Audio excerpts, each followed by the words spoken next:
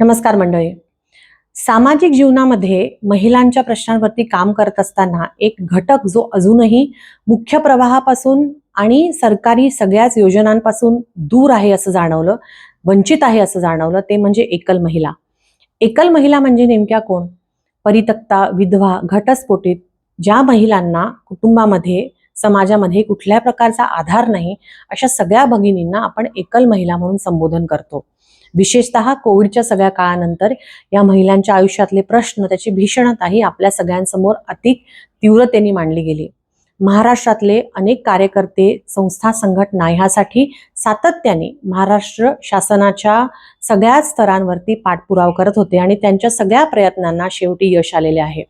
महाराष्ट्र शासनाने नुकतंच एकल महिलांसाठी एक स्वतंत्र धोरण बनवलं जाईल असं जाहीर केलं आणि त्या धोरणाची मसुदा समिती त्यांनी जाहीर केलेली आहे, ज्याच्यामध्ये अनेक लोक आहेत. त्या धोरणाच्या मसुदा समितीच्या सगळ्या सहकाऱ्यांनी एक अपील आपल्याला केलेलं आहे.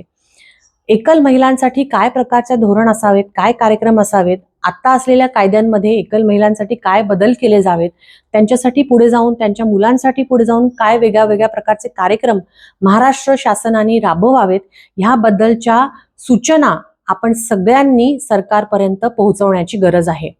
व्हॉट्सॲप नंबरच्या द्वारे आपण त्या सगळ्या सूचना सरकारपर्यंत पोहोचवू शकतो. विस्तृत पद्धतीने जर पोहोचवल्या तर सरकारला त्यावरती अधिक सक्षमपणे काम करता येईल. व्हॉट्सॲपचा जो नंबर आहे तो मी आपल्यापर्यंत पोहोचवत आहे, तो आहे 8208581115, म्हणजेच 820 85 81 115.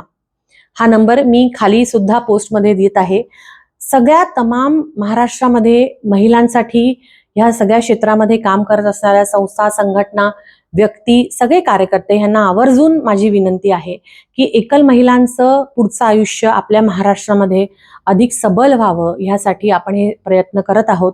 सरकारने हा जो एक चांगला उपक्रम राबवलेला आहे, त्या उपक्रमामध्ये आपण सगळे साथ देऊया आणि आपले जे काही सूचना असतील, आपण जे काही काम एवढ्या वर्षांमध्ये आपल्या क्षेत्रामध्ये एकल महिलांच्या संदर्भात केलेलं असेल, त्या अनुषंगाने आलेले अनुभव असतील, सूचना असतील, त्या निश्चित आपण ह्या मसुदा समितीपर्यंत पोहोचवाव्यात ही विनंती. धन्यवाद.